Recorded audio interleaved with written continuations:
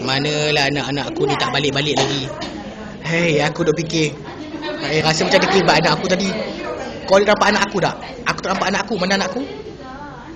Aduh, manalah anak-anak aku ni tak balik-balik lagi. Penat dah aku fikir.